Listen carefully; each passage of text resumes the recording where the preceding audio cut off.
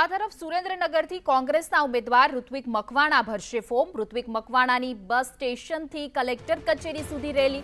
મોટી સંખ્યામાં કાર્યકર્તાઓ રેલીમાં ઉપસ્થિત રહેશે। ઋત્વિક મકવાણા રેલી બાદ સભાને સંબોધિત કરશે। તો સોમનાથ વેરાવળના ધારાસભ્ય વિમલભાઈ ચુડાસમા, મનીષભાઈ દોશી સહિતના મોટાભાગના નેતાઓ ઉપસ્થિત રહેશે। ઋત્વિક મકવાણા પહેલા શક્તિ પ્રદર્શન કરશે, સભા ગજવશે, ત્યારબાદ નામાંકન ભરશે। હાલ કોંગ્રેસ અને ભારતીય જનતા પાર્ટીના ઉમેદવારો આજે નામાંકન ભરવાના છે, ત્યારે પોતપોતાનું શક્તિ પ્રદર્શન કરીને નામાંકન ભરશે।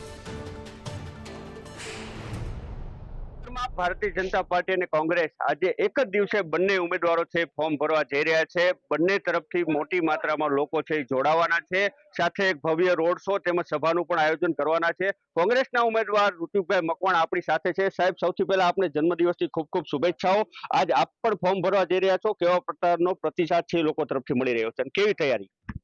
કોંગ્રેસ પક્ષના કાર્યકર્તાઓ, આમ આદમી પાર્ટીના કાર્યકર્તાઓ અને સુરેન્દ્રનગર લોકસભા મત વિસ્તારના કાર્યકર્તાઓ તરફથી ખૂબ જ બહોળા પ્રમાણમાં પ્રતિસાદ મળી રહ્યો છે અને માહોલ ઉપરથી એવું લાગી રહ્યું છે કે ચોક્કસપણે આ સીટ ઉપર જીત હાંસલ કરી કે પાછલા 15 વર્ષથી સુરેન્દ્રનગર લોકસભા મત વિસ્તારને જે પ્રકારે અવગણના કરવામાં આવી છે, ડેવલપમેન્ટ માટેના સ્કોપ હતા, પોસિબિલિટીઝ ઘણી બધી હતી, પરંતુ યોગ્ય પ્લેટફોર્મ ઉપર યોગ્ય રજૂઆતના અભાવના કારણે અહીંયાનો ડેવલપમેન્ટ થયું નથી। હું સુરેન્દ્રનગરના મતદારોને એ ખાતરી આપવા માંગુ છું કે હવેના ભવિષ્યની અંદર સમય બરબાદ નહીં કરીએ।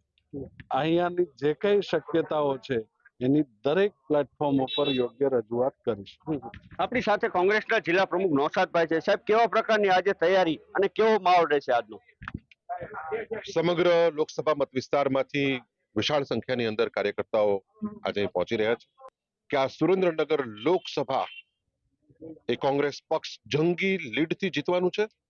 ભારતીય જનતા પાર્ટીએ સુરેન્દ્રનગર લોકસભા પોતાના લિસ્ટમાંથી હવે એમને ભૂસી કાઢવું પડશે।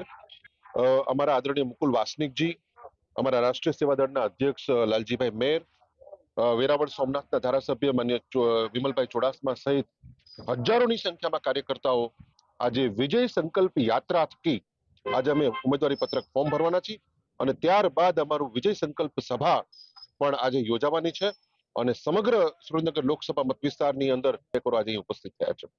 તો આ હતા સુરેન્દ્રનગર જિલ્લા કોંગ્રેસ પ્રમુખ નૌશાદભાઈ, જેમનું સ્પષ્ટપણે કહેવું છે પોતે જિલ્લા પ્રમુખ બન્યા પછી સમગ્ર જે લોકસભાની સીટ છે, તમામ સીટો ઉપર જે તમામ જે તાલુકાઓ છે ત્યાં પોતે કાર્યકરો છે એની ફોજ છે એ તૈયાર કરવામાં આવી છે। એક મોટી સભાને પણ સંબોધન કરવાના છે।